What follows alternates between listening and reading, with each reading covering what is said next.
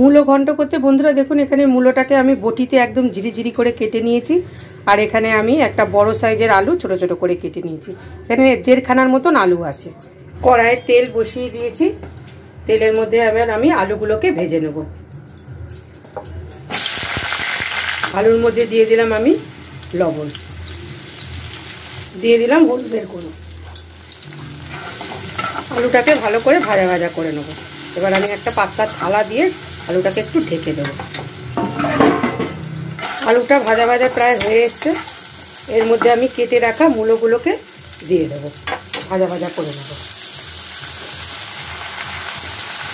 মূলোর মধ্যে দিয়ে দিলাম স্বাদ মতন একটু লবণ। হলুদ আর দেবো না বন্ধুরা, কারণ আলুর মধ্যে হলুদ দেওয়া আছে।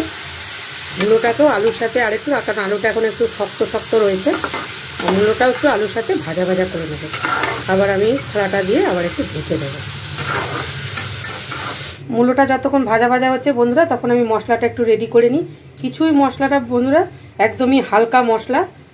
আমি এখানে প্রায় 1 চামচের মতন আমি জিরের গুঁড়ো দিয়ে দিলাম। 1/2 চামচের মতন একটু লাল লঙ্কার গুঁড়ো, মানে ঝাল যে লঙ্কার গুঁড়োটা হয় আর একটু লাগবে, আর একটু সামান্য পরিমাণ লঙ্কার গুঁড়ো দিয়ে দিলাম। ব্যাস বন্ধুরা এইটাই মশলা। মশলাটা একটু জল দিয়ে ভিজিয়ে রেখে দিচ্ছি।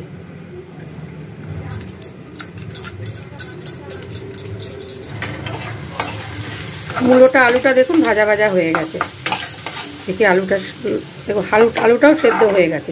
এবার আমি ভাজা আলু আর মূলোটাকে তুলে দেব। কড়াইয়ে দিয়ে দিলাম সামান্য পরিমাণ একটু তেল। ফোড়নে দিয়ে দিলাম আমি একটা তেজপাতা ছিঁড়ে দিয়ে দিলাম, আর দিয়ে দিলাম জিরে আর শুকনো লঙ্কা ফোড়ন। ফোড়নটা ভালো করে ভাজা ভাজা করতে দেব। মশলাটা ভাজা ভাজা হয়ে গেছে। এর মধ্যে আমি রেডি করে রাখা মশলাটা দিয়ে দেবো। দিয়ে দিলাম সামান্য পরিমাণ একটু লবণ, যেহেতু ভাজাতে বন্ধুরা লবণ দিয়েছিলাম। আর দিয়ে দিচ্ছি সামান্য পরিমাণ একটু হলুদের গুঁড়ো। দিয়ে দিলাম চেরা 2 কাঁচা লঙ্কা, আর সামান্য পরিমাণ একটু জল দিয়ে দিচ্ছি, নাহলে মশলাটা অল্প তো, নাহলে পুড়ে যাবে। এবার মশলাটাকে ভালো করে একটু ভাজা ভাজা করে নেব। এর মধ্যে দিয়ে দিলাম বন্ধুরা সামান্য পরিমাণ একটু কড়াইশুঁটি। কড়াইশুঁটি দিয়ে এবার ভালো করে এবার এটাকে কষিয়ে নেব।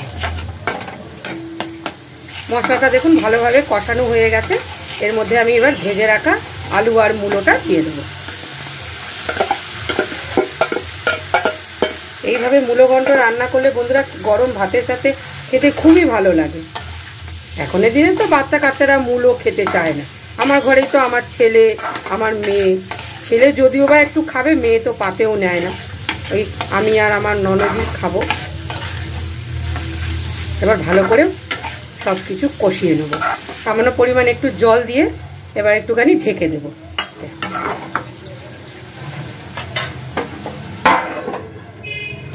ঢাকাটা সরিয়ে দেখি বন্ধুরা, তেল ছেড়ে দিয়েছে একদম মশলা থেকে। দেখুন পুরো কষা কষা মতন হয়ে গেছে।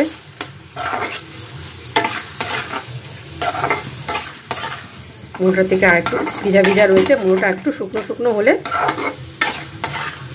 তাহলে রান্নাটা পুরো রেডি হয়ে যাবে।